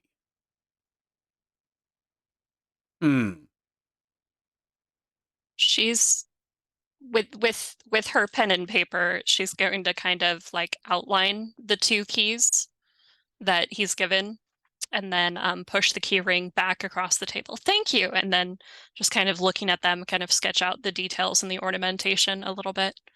This will be brilliant. I'm glad I could help. If I were to put this into my next mystery, do you have any choices for a name for the handsome proprietor? She's going to smile winsomely at him. Well, There we go. I'm not sure. Well, yeah, of caught me a little bit by surprise, Miss Villiers. I suppose you could. I mean, I'm but the most recent proprietor of this inn. We could probably choose someone who is probably a little more handsome and a little more charismatic. I was told that my grandfather, Alexander, he was very, very. You mean Sven? Not Sven. He Not Sven. Sven's way further back. Alexander maybe would be sure. Well, in honor of your grandfather, but also in honor of you, how about Alex? It's very close to Axel. It's your book. I'm glad I could help. Now let's go take care of that locked room. Yes, please. I don't know how I manage these things. And she's going to kind of smile at Sam and squeeze his arm. And Axel stands up and starts to walk his way up the stairs, and you two are standing up and working your way up, and Samuel kind of leans over and he's like, "Did you see that?"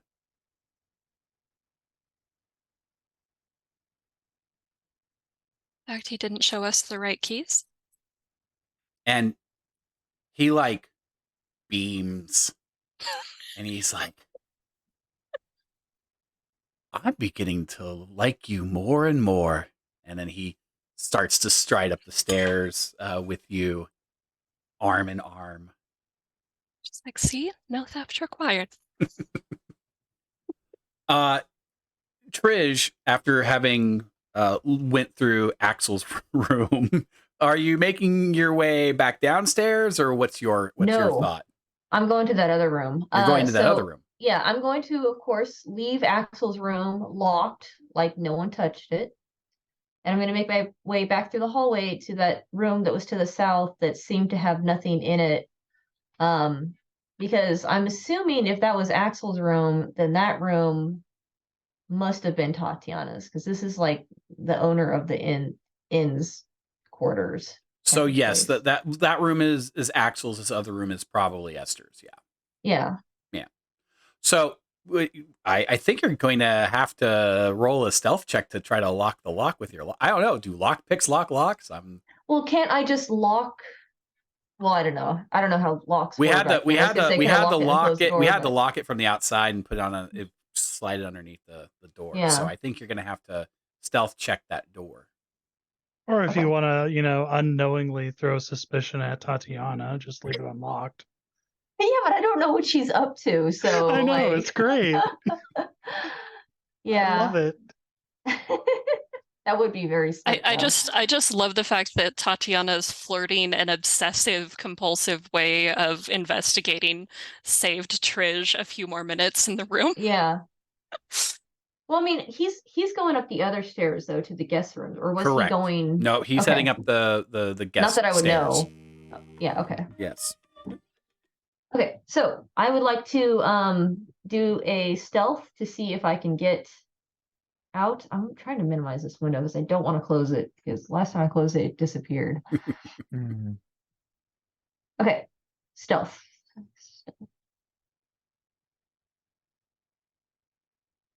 God damn it. I'm sucking tonight. Jesus. All right, You it's are fine. using a pair of lockpicks, so you do get to roll an extra dice. Oh, Yes, you only rolled stealth. Yeah, so go ahead and roll one more d6. So close. not that it matters. So close. So you try and you futz, and you're like, maybe that damaged finger when you actually unlock the door is like, ow, ow, ow, ow, ow. They did get 2 successes. Would that transfer over to being able to lock it the second time around?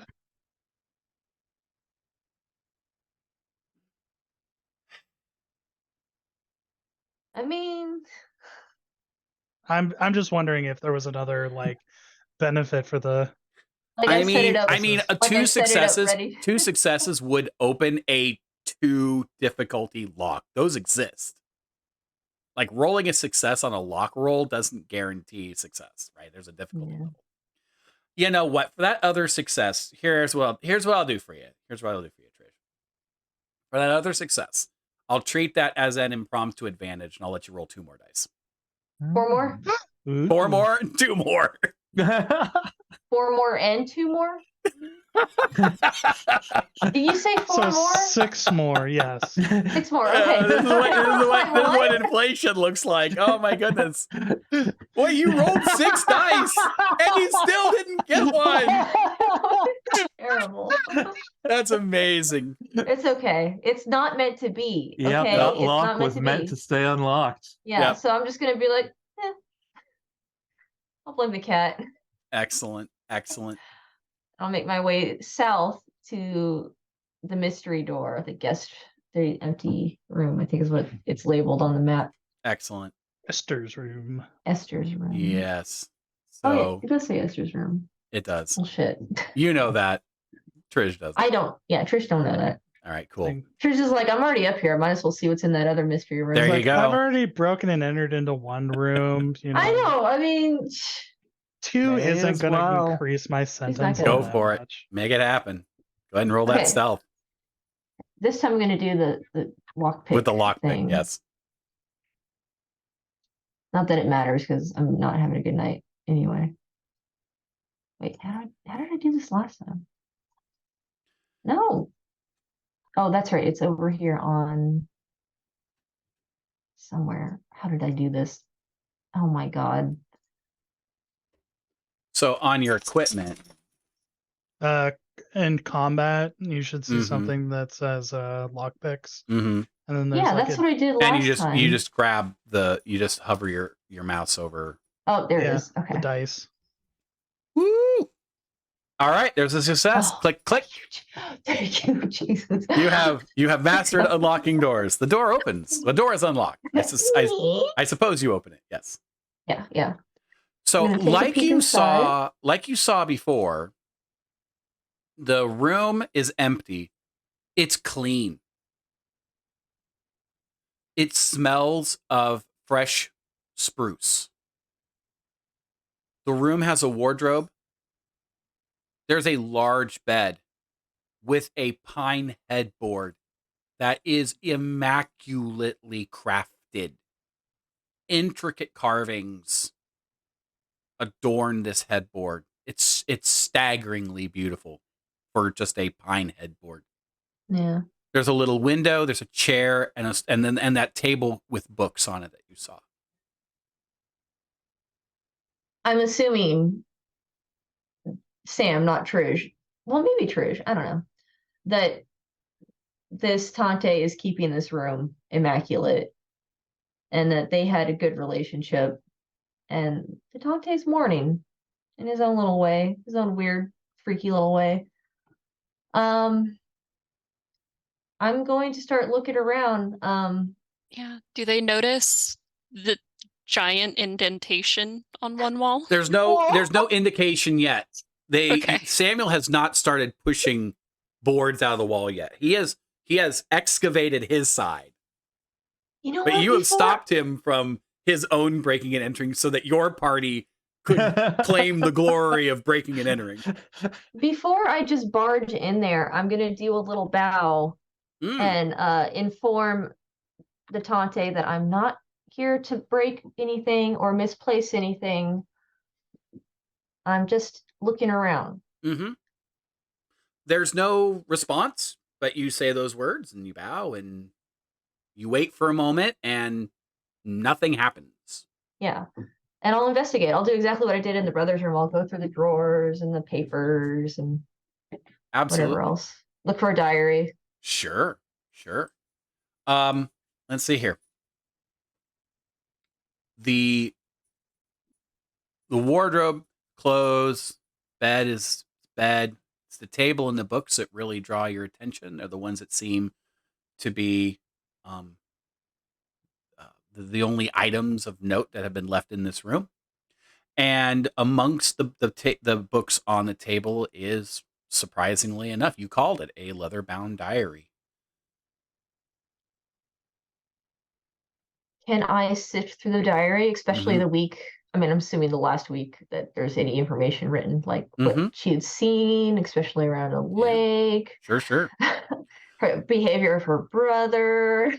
Esther's Um, diary is full of a number of topics, and some of these topics are small in the sense of like, we gave birth to new calves this week, or we had to go next door to the neighbors to help clear some fallen lumber, and da da da da. There are some girly issues things. of I'm sorry, Girly things. girly things, and then there are some entries of some more important uh, notes, things about conversations with Axel, as you would expect to find, about changes to the property. Uh, Recordings of particularly unpleasant guests who, Esther had to be nice to, but ultimately, boy, I hope we never see this person here again. Mm. It's near the end it's near the end of the entries, very close to what might be the last entry, because there's nothing for the last 30 pages or so. One article grabs your attention. It's on its own entry on its own page. So many of the entries are like, sometimes the diary only has like 3 sentences and then it goes to the next day. But this article was given its own page, and it seems to have been one of import. And if you can't read that, I can definitely post I'll go ahead and put the second link in there so that you can actually see Hmm. the Oh. that second link has got all the secrets that you've already uncovered. So I think reading it's not going to be a huge problem.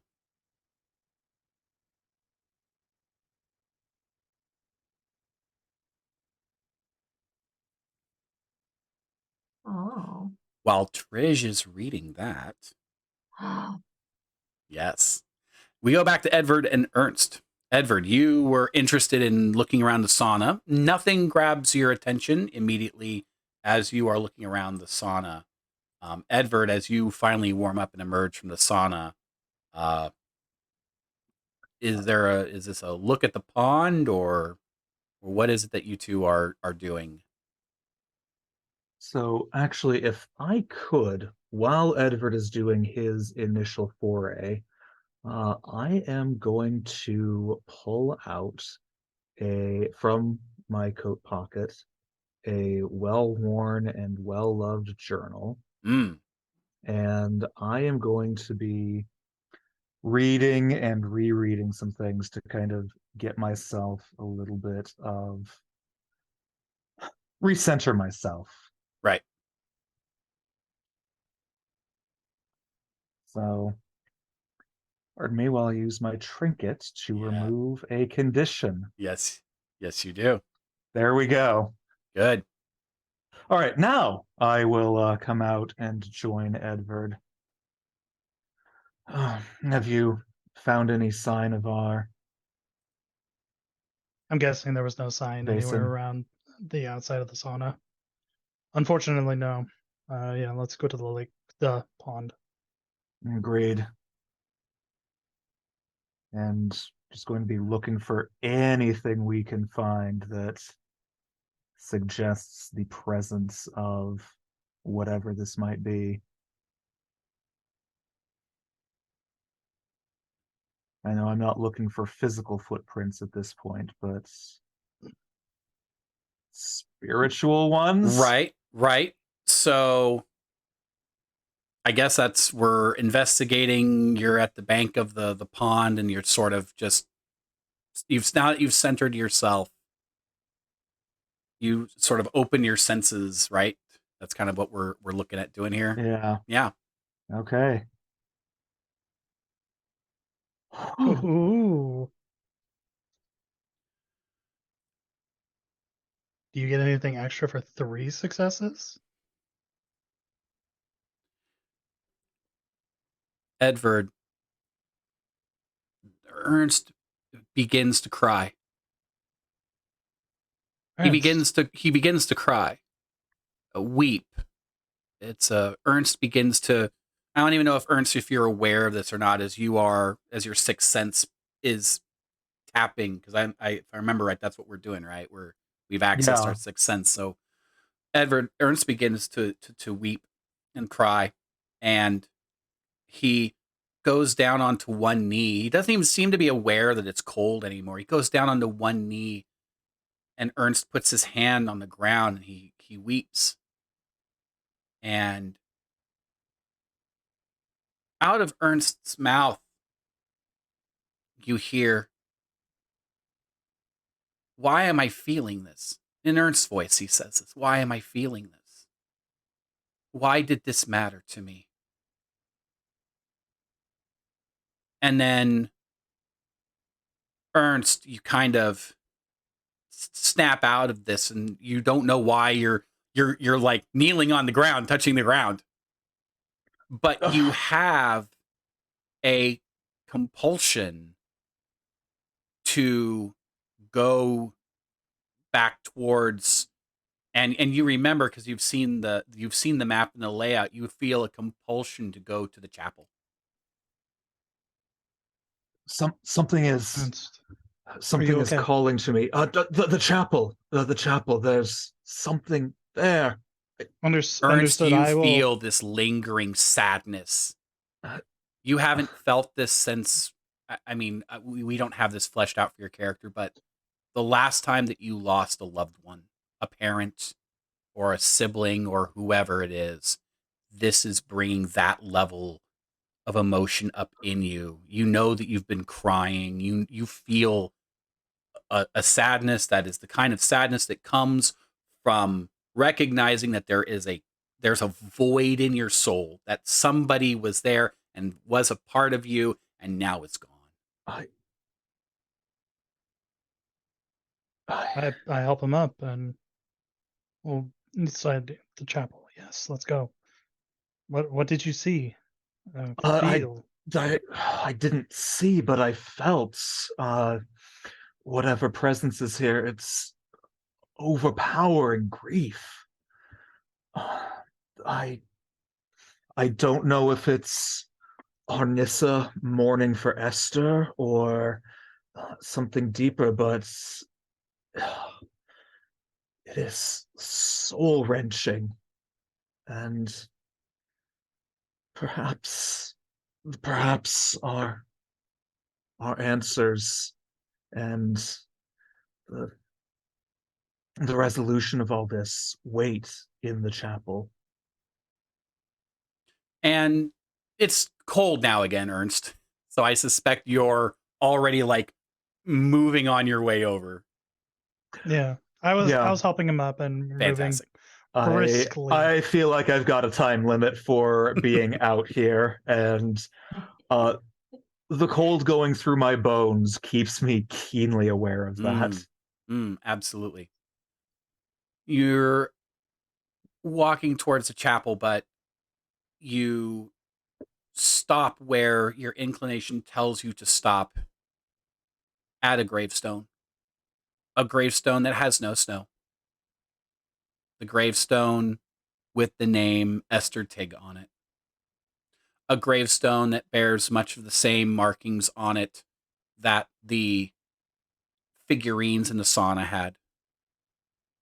The same type of pattern in the carving that Ernst you saw in the horse, Edvard you saw in the portrait. And that's where that feeling takes you. Tatiana and Samuel and Axel. Edvard and Ernst, I don't think you get this because you're locked in on the gravestone. Edvard, would you do a quick vigilance check for me, please? Yay! I got a success. Excellent. That's my first one of the evening. Excellent. Finally figure out what's stalking y'all. By the hen house, and when he's made, he ducks back around and away, presumably back into the main building. You catch for the moment the brief glimpse of Daniel Campbell. Now, moving back into the house. Tatiana, Axel has unlocked your room and opened the door, has heard the key scrape along the door as scrape along the ground as the door opens. He comes inside and he grabs the key and he picks it up and says, that's strange. You need to be more careful with this. While Trish, you have in your moment, you are enraptured in this diary entry that is enlightening in a number of ways. But you two are broken from your concentration as there is a scream from downstairs, somewhere, maybe dining hall or whatever. And this scream is a child's scream. And then there are several adult voices. It's this calamitous noise that begins to rise up from the ground floor. And there's one thing that everybody is saying in almost unison, even though it's different voices. And the screams are fire. And that is where we will bring things to a close for this week. Okay. Well done, I feel everybody. like I am so engrossed right now. Excellent. Damn. Fantastic. Jeez. And we didn't notice anything. You're out in the stable. Not the stable. You're out in the chapel. You're outside. Yeah, we are a ways away from there. Yeah. Oh. And I mean, if there's any smoke, you probably would assume it's coming from the sauna. Not too far off from where you're at. Yep. So that's where we're going to leave it. We'll come back in 2 weeks to continue to unravel the mystery of A Winter's Tale. Thanks, everybody, for watching. Have a great holiday if you're watching us sort of in real time. We'll see you in 2 weeks.